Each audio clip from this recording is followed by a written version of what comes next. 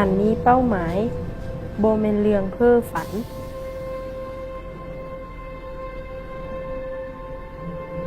มันบ่แม่นความหวังล้มๆแรงๆหรือความฝันแบบคลุมเครือว่ามื้อหนึ่งเราจะมีจะเฮ็ดหรือจะเป็น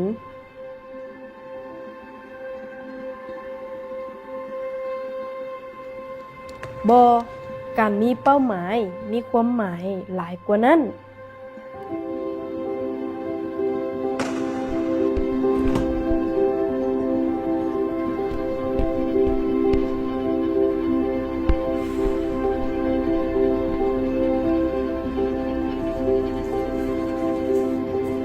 การมีเป้าหมายแม้แต่ละคนหรือทุกคนมีความมุ่งมั่นมีจิตใจแห่งกล้าเพื่อบรรลุเป้าหมายของพวกเขาโดยบ่คิดถึงว่าจะใช้ความพยายามส่ำใด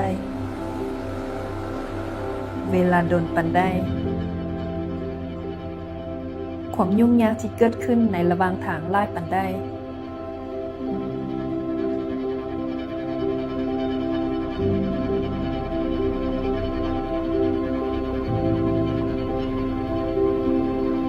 การตั้งเป้าหมายแม่นการตัดสินใจที่แน่นอนและจะบ่เปลี่ยนแปลงในสิ่งที่พวกเราต้องการอยากเฮ็ดหรืออยากเป็นบ่ต้องหลีกเลี่ยงหรือลบลีกไปไส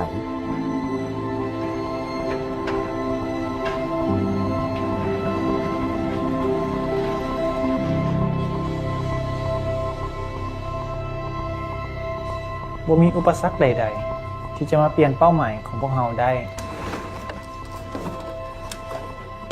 เมืองศรีพุทธบนนครหลวงเวียงจันทร์ประชาชนภายในบ้านดังกล่าวต้องตกใจเมื่อเกิดเหตุน้ำท่วมแบบบ่คาดฝัน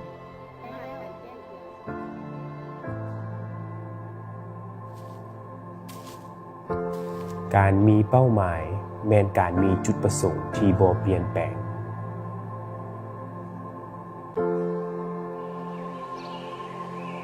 บ่ว่าจะมีอย่างที่เกิดขึ้น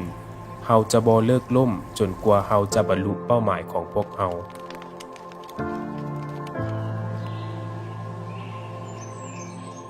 การมีเป้าหมายแม่นความมุ่งมั่นที่จะอดทนต่อปัญหาและสิ่งท้าทายต่างๆและจะสืบต่อเฮ็ดไปโดยบ่หวั่นไหว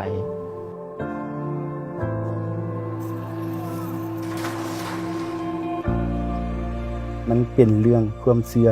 ในความภาคเพียรของเฮาเพื่อให้บรรลุเป้าหมาย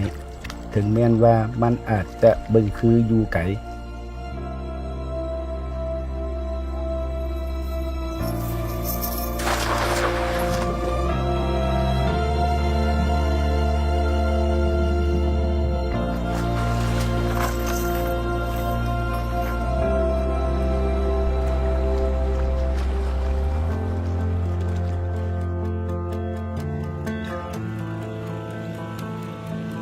มันเป็นเรื่องของความตั้งใจที่จะวางแผนและเฮ็ดเวียกอย่างต่อเนื่องตามแผนการที่พวกเราวางไว้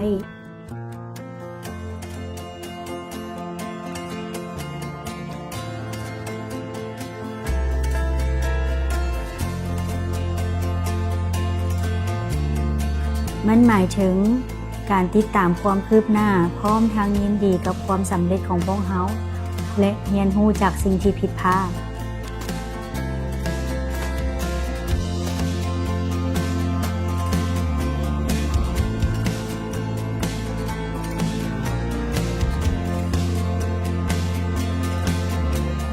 อันนี้เป็นความตั้งใจของพวกเขา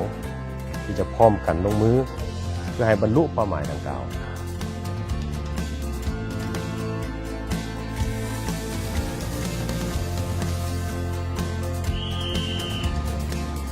การมีเป้าหมายแม่นการผลักดันจินตนาการของพวกเราให้ไปได้ไกลกว่าเก่า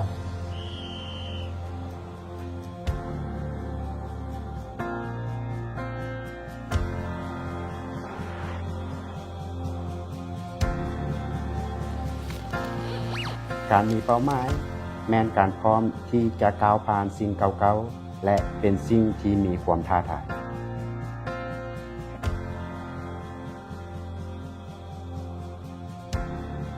มันเป็นความกล้าหาญในเวลาที่พวกเรามีความหวาดกลัว และปฏิเสธที่จะหนีปัญหาในเวลาที่พวกเรากำลังท้อถอย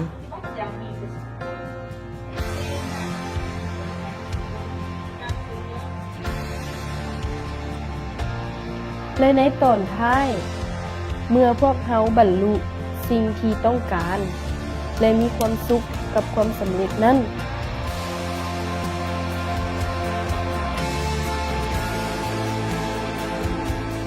พวกเขาจะเบิ่งพื้นหลัง และเห็นว่ารางวัลที่ยิ่งใหญ่ที่สุดบ่เพียงแต่แม่นความสำเร็จ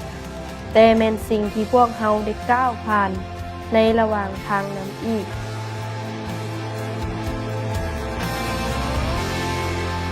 นี่แม่นการมีเป้าหมาย นี่แม่นการพัฒนา